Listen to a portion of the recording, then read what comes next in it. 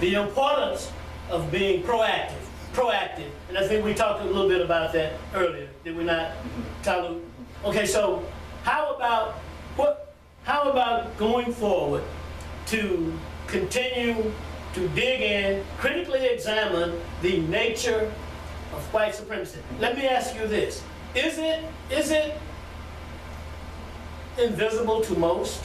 Because we're talking about the the mental damages of damage of African Americans. So it's got to be two things: it's invisible or it's cowardly. Talk about it. Well, they both. Okay, come on. From birth, colonization began. Okay, our parents were initially affected by it, and they have some teachings that come directly out of it that they give to their children, and then we send our children to the schools. The schools teach everything but African American value. Everything. I mean, everything in the world except black folks' value. Okay, we call it black history, but black folks' value, we don't get it. So our minds are being programmed, okay, and we're being reared a certain way, okay?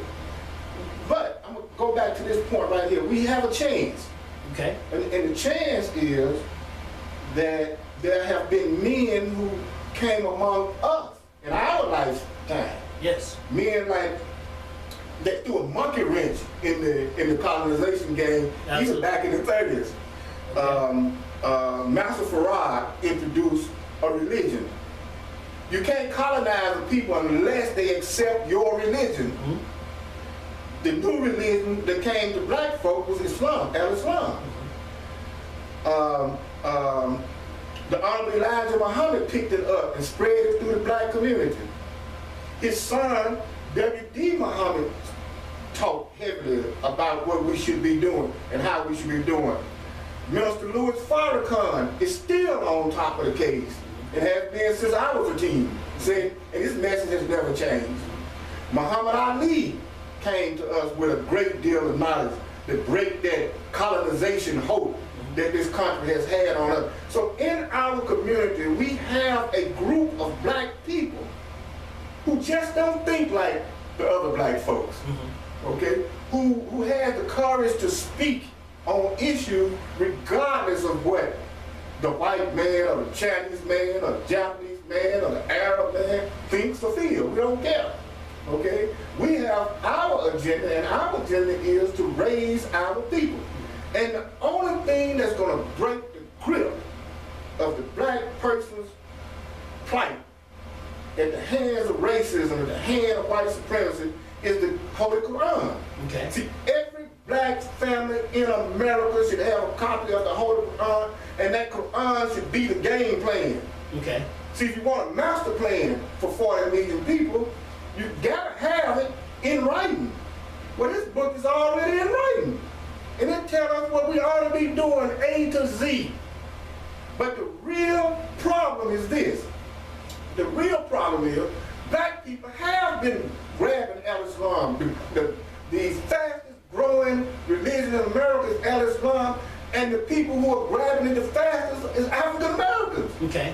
So it takes a war like on Muslims, and the Muslims are terrorists, and the Muslims are this and that, to dissuade black people, slowing down from the conversion. Because if 40 million people convert to Al-Islam who happen to be black, the whole world is going to turn upside down. Okay, because our mentalities and minds would have changed so much so until we won't be identifiable anymore, and we would have broke the stronghold of colonization. Okay? But as it stands right now, we got a chance. Okay, we have a chance. I want to go to you, Omar, about religion. I want to go to you about, he broadened the discussion. Karl Marx said that religion is the opiate of the people. Now, I don't know that all religion is opium, but when we look historically, we see something that ties back into what you said all along on the Love Power Show. Dead mind. Now what about this brand, I think it came up last week, didn't it? This brand of Christianity and more specifically, that version of the Bible, this and that. Well, say something about that and how damaging that is to African Americans, please. You know, religion, you know, when I was a teenager, they were trying to draft me to go to Vietnam. Okay. And I was a Baptist Sunday school teacher. Okay. Teaching that you should love your enemy and turn the other cheek. So when I went down to the draft board and I told them what my religion was, which was Baptist, they asked me was I a fundamentalist Baptist. And I said, what is that? and I found out after the distillation of what he said was that you will follow your religion as long as it don't conflict with the government. And if the government tell you to go kill somebody, you're ready to pull the trigger. Mm-hmm. But otherwise, you don't do anything except submit to the authority over you. Mm-hmm. And I'm thinking to myself, that ain't what the book says. Okay. They ain't got nothing in there like that. So after I went back to my minister, who happened to be a military person himself, he said, well, we do teach fundamental Baptist. I said, well, I don't believe that. That's not what I've been taught all these years. He said, I tell you what, since you object so strongly, because he said, you might go to the military and become maybe typing out death certificates. I said, I don't want to be part of a killing machine, period. Okay. So here's what he said, you type out a letter and I'll sign it. But let's go back. The Delaware Indians, okay, yeah, converted from their native religion to Christianity. Mm-hmm. They changed the dress style. Mm-hmm. They went to farming, building houses. And then even after they changed to Christianity, they were slaughtered. Mm-hmm. Yeah. They killed the men, and then they turned around and they killed the men in a battle and turned around and sick hungry dogs on the women and children, and they ate the women and children. Mm-hmm. Now, so you can't get good enough in Christianity to satisfy the minds of white supremacists. You need to have a religion that allows you to fight with those that fight with you. Okay. That's what America does. America has not turned the other cheek since it came into existence. It came into existence under the Star Spangled Banner, the bombs bursting in the air. What the hell wrong with me about bursting some bombs in there too? When my home and my life is threatened. I want to be like them. They got some Islam in them. I want to have a lot of Islam in me. Okay, so you're saying as a man of principle, a man who's capable of examining and developing the kind of insight that he needs relative to his people, his wife, his children, and that these are the kinds of behavior that man should be. Come on, it's unnatural. It is unnatural. For you to turn the other cheek. Okay. When somebody's attacking you or your family, it's unnatural. Mm-hmm. You know the law. Self-preservation is the first law of nature. Every animal on earth has that in his DNA, yes, including man. Okay. To believe in Christianity, I got to get rid of my DNA to go down that road, and I'm not doing that anymore. Right. Well, we have 3 minutes left, and I think we've proved our point.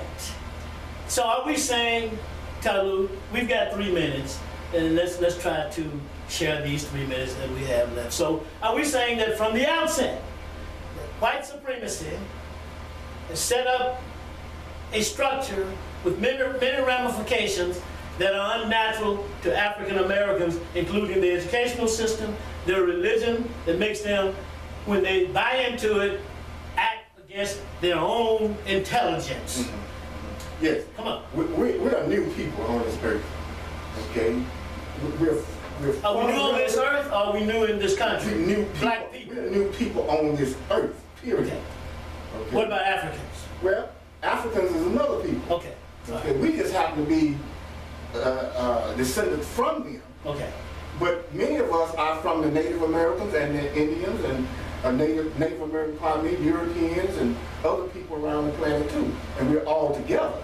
Okay. But basically, we're new people, which means that we have the right to establish whatever order we want to.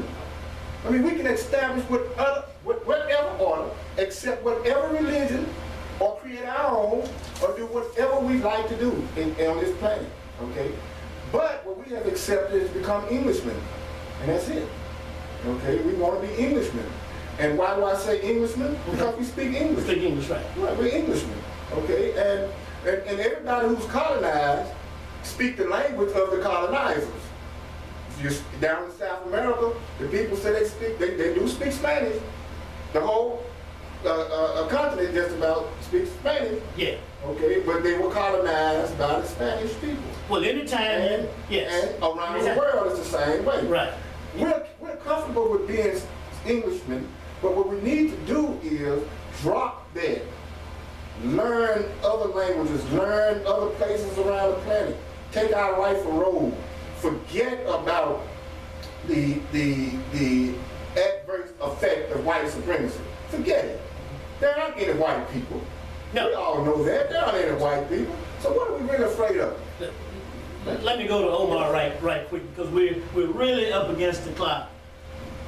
Omar, what about anytime you see people who call themselves Mexican, but they speak Spanish, African Americans, the descendants of Africans, but we speak English. When you see that, is that something else that is invisible to African Americans, and is that problematic in terms of this mental damage that African Americans are suffering? Before I say that, let me Go say ahead. that Memphis Quantum International today will be at Golden Gate Missionary Baptist Church at 3 o'clock doing a Kwanzaa program as part of their Black History Program series for the month of February, even though this is the first Sunday of March. Okay. But let's talk about that you just mentioned. Okay. Racism and white racism is so subtle that we have a hard time discerning racism. And the mind of white supremacy is so powerful, it permeates everything that we look at, everything that we do in America. Even the cartoons are racist that our children watch. And they are brainwashed against themselves. Even the sitcoms are racist because they come out of the mind of white supremacy. We're busy trying to be like there's something called the Stockholm Syndrome. Yes. Where you are being tortured, and then you love your torturer, hoping that someday he'll torture you less. And that's who we are. We want to be like white people, hoping that one day they will respect us as people, because they haven't even done that yet. I was teaching at the University of Memphis a few weeks ago. Yeah, I remember. Becoming an African American. Right. You will never be an African American. He won't let you do that. Be a black man and tell them the hell would be an African American. Okay. The people in Mexico don't call themselves Mexican American. They are Mexicans, and they speak a language. Of course, it's the language of the colonizer, but they don't do that. Well, I think this represents the epitome of what we as a people are facing, because there are those who will disagree with this aspect of, I guess, ethnicity and religion that you've mentioned, and there are those who will disagree with what you've just said just now, Omar. Now, Dr. Claude Anderson has said black, be represented as black, because he has said that there are advantages in that equation in terms of money. Now, I like that idea. Now, you mentioned power. I want to read something about power. Power is a relational term. It can only be understood as a relationship between human beings in a specific historical, economic, and social setting. It must be exercised to be visible. In other words, white supremacy, much of this stuff is subtle. It is invisible. Two things are going to have to happen. The Dr. Wanda Rushing, the white lady teaching racial inequality, says whiteness is going to have to be made strange. This author is saying that white supremacy, power related to that, is going to have to be made visible. And I think that's what we're doing right here on the show. And I think I want to go to you, Talu. Go ahead. Can you say something about, well, more about the solution? How about that? Well, which is a good point, I often hear people express their discontent when you bring forth problems. Okay. And they always say, well, forget the problems, what's the solution, right? Well, that doesn't go together. That's not consistent, is it? But go ahead. Well, the solution is really simple. We have to just one day wake up and say it's over. Okay. It's done. Okay. It's just that simple. White supremacy has caused us to believe that the white man, I always ask which white man, the white man is manipulating our lives to the point whereby we can't even come out of our front door without them knowing it. We believe in that power so much so. Power? Yeah, we cannot brush our teeth unless we Okay. are fearful of what the white man might or might not do to us, right? Yes. Okay, but the truth is, and it always has been, there is no white man. Okay. Okay? What we do have run-ins with certain crazy people. There are certain crazy people who will attack black people, always have. Okay? And black people have not been able to respond appropriately to those attacks, so that continues for them the attacks. All right, we're up against the clock in tough time. But you're still saying that, and this is a part of the mental damage, that in the general population of our people, they're afraid of the invisible white man. There's an invisible white man lurking in the back of their mind. Omar, say something about that and talk a little bit more about the solution. This insanity. Is it insanity? Yes. You know, when you look at the way the white man displays his power, the book says, who can make war with the beast? And the white man makes you believe that he is the beast. But if you go back to the scriptures that black folk read in King James Bible, there was a man named Moses who went against a beast named Pharaoh and brought the children across the Red Sea into the promised land. And then there was a young boy named David who went against somebody who could not be beaten. His name was Goliath. Mm-hmm. And with a few stones, he took the man out. Those stories are there for a reason. They didn't happen actually, but they're there for a reason to make black people understand that you're the David and you're the Moses. And whatever the Pharaoh or the Goliath is, you can take him out. He ain't got that kind of power.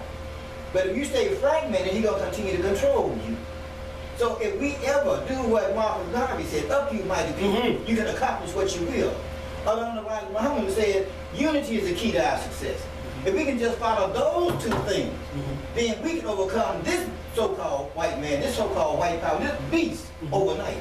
So-called. So we're talking about definitions. And much of these definitions basically lie in the... Our biggest problem is fear of the white man. Okay. Dr. Luke hit it right on the head. We are afraid of the man. Right. And as long as you're afraid of something, you'll never go and approach it. Right. And so there's no such thing. No. There's no such... And fear... And what is fear? Tyler, come on. It's an illusion. It's magic. That's all. It's just poof. You know, it's the illusion that something is going to happen to you in the future. Right? It's just something, whatever. I'm going to trip up, I'm going to fall, somebody's going to bust my head, whatever, in the future. Okay? So it's magic. It has no foundation whatsoever. Okay. So the fear of the white America goes all the way back to them instilling the fear with persecution. Okay, last comment. Omar, take 15 seconds if you can and close out and try to close it out on solution. You know, the old saying, then I'll wrap it up. That fear is false evidence appearing real. That's fear. And that's how we look at the world. He gives us this evidence that he's all in the mind. He don't want Iran to have nuclear weapon company. If they get nuclear weapon, then America can't do anything with it. Okay. Take this one call real quick. Alan, go ahead. Go ahead, Alan. Yeah, bro, tell you a smart guy. You know, a psychiatrist, if he could diagnose the Willie Lynch syndrome, y'all are right on target. You know, our names, you know, they gave us our names. Willie Lynch syndrome is a diagnosis of mental illness. Thank you, sir. All right, thank you, Alan. That's short. Yeah. Look, we're going to wrap it up right here. But let's come back next week. And I think this is going to be 3 or 4 series. And this show grew out of last week's show. We were going to talk more about mass incarceration. But when we went to Brother Akil, we asked about the solution. I think the solution is multifaceted. And we're attacking part, we're bringing forth part of the solution. Now, he said that what we're going to have to do as a people is understand the face, the nature, and scope of white supremacy. And this show is going to go on the next 2 or 3 Sundays. We're going to start off with another element next Sunday of power by opening up by saying power is control of, et cetera, et cetera. So let's wrap this one up. Look, I thank you all for coming. Join us again next week. Yeah.